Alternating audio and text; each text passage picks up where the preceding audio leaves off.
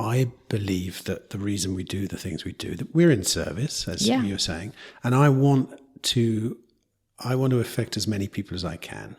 So I know that if I go off on a spiritual rant, which I often do, you have to choose your battles. Okay. That's all I'm saying. I was just interested to know, because whether or I not... love doing it.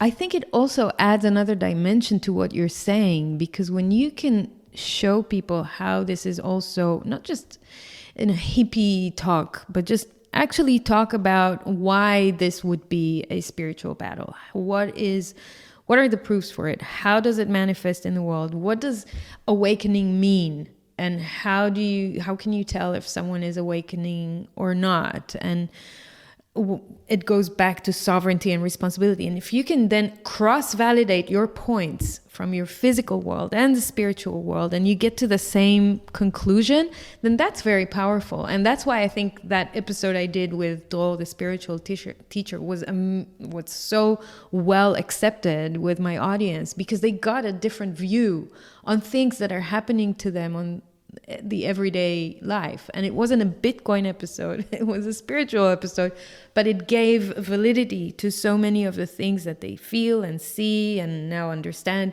It's like the way I look at it, and this is, I don't know, there are so many misconceptions, like spiritual is bad and this is good and whatever.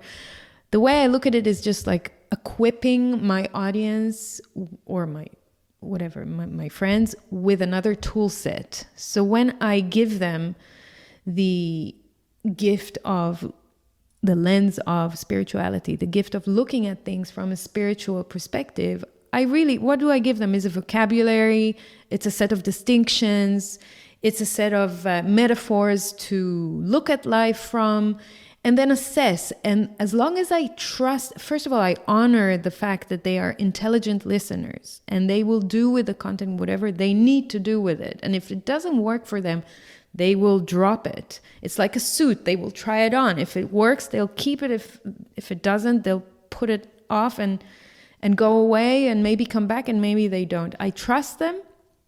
I see them as intelligent. I don't decide anything for them. I see myself as providing this as a service, and if it works for them, they take it. They may get huge benefit out of it. They've now been exposed to another set of vocabulary and tool set, and they can work with it in their lives if it serves them. If it doesn't, they don't have to.